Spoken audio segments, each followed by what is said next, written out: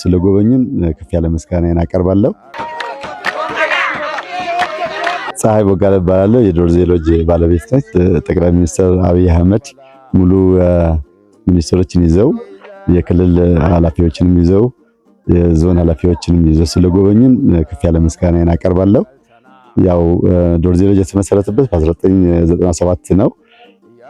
አክቹአሊ በጋሞ ዞን ላይ ስቲል በደቡብም ላይ የሎጅ ኢንቨስትመንት በዛ ሰዓት ያልተጀመረበት ሰዓት ነው።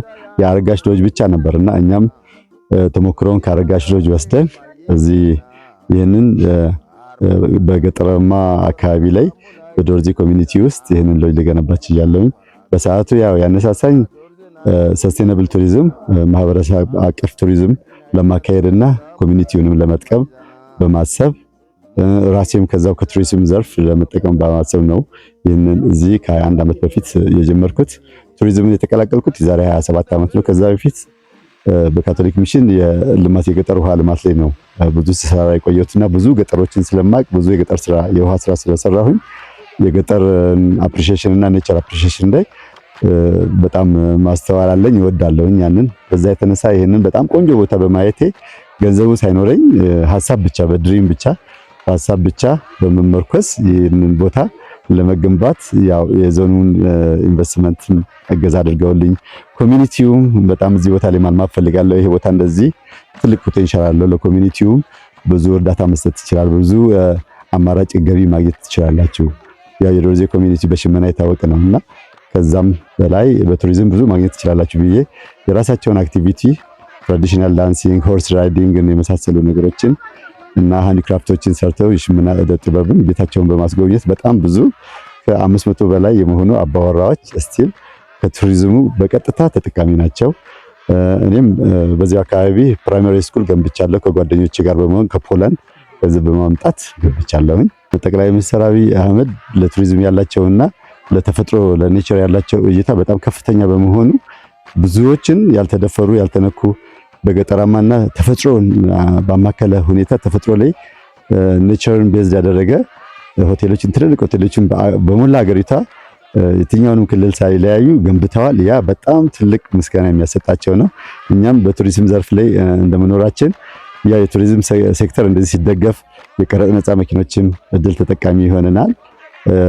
ከዛም ውጪም በጣም ሆቴሎችን በየገጠሩ ላይ በስፔሻሊ ከተሞች ላይ ብዙ የተጣበበ ነው፣ ሳቹሬት ያደረገ ነው። ብዙ ሰው ሆቴል መሬት ሪዜል ቫልዩ ያለው ተብሎ ከተማ ላይ ነው ሰው የሚሰራው።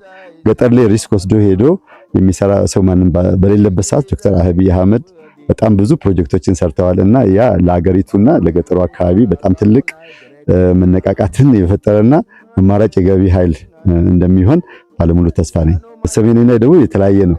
ደቡብ በጣም ዳይቨርስ የሆነ ካልቸር ስላለን ቱሪዝምን በጣም መሰረት አድርጎ የያዘው ፓርኮች እና የተለያየ ብሔሮችን ነው እና የተለያዩ ብሔሮች ጋር በምንሄድበት ሰዓት ብዙ ሰዎችን ተደራሽ ያደረገና ጥቅም የሚሰጥ በመሆኑ እዛ ላይ ያው ጥንቃቄ በተሞላበት ሁኔታ መስራት አለብን። እንግዳ ይዘን መተን መንደር ውስጥ ስንገባ እንግዶቹ ምን ኤክስፒሪየንስ ያደርጋሉ፣ ደግሞ ምንስ ይማራሉ ከመንደሩ፣ ባለመንደሮቹም ደግሞ ከቱሪስቶቹ ምን ይማራሉ የሚለውን ነገር በጥንቃቄ መስራት ያለብን ነውና አው ክብር ዶክተር አብይ አህመድም ያስቀመጡት በዚህ 2 ቀን ምረቃ ላይ በገበታ ለሀገር በስካይላይት ሆቴል ምረቃ ላይ ያስቀመጡት ነገር 4 መልእክቶችን በጣም ታሳቢ እኛም አድርገን መስራት ያለብን ነው።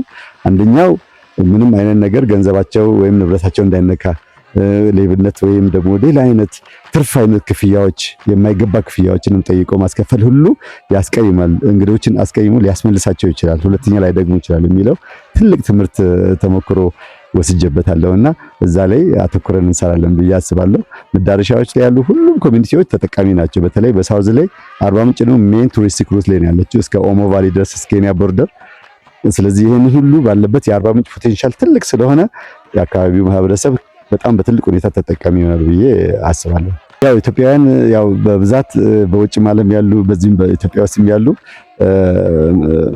በመካከለኛ ገቢ ላይ ያሉም አሉ፣ በከፍተኛ ገቢ ላይ ያሉም አሉ። ብዙ አይነት ኢትዮጵያውያኖች ስላሉ ኢትዮጵያውያኖች አሁን አርባ ምንጭ ሲመጡ አርባ ምንጭ በጣም ትልቅ መስህብ ስለሆነች በዚህ ሰዓት እየመጡ ነው ያሉት። በጣም ብዙ ኢትዮጵያውያኖች ከነጮች በላይ አሁን እየመጡ ያሉት ኢትዮጵያውያን በመሆናቸው እኛም ለኢትዮጵያውያን ማቅረብ የምንችለውን አይነት ሰርቪስ በደንብ አድርገን በተሟላ ሁኔታ ኮምፎርቱን ምቾቱን ሁሉ በጠበቀ ሁኔታ ማዘጋጀት አለብን።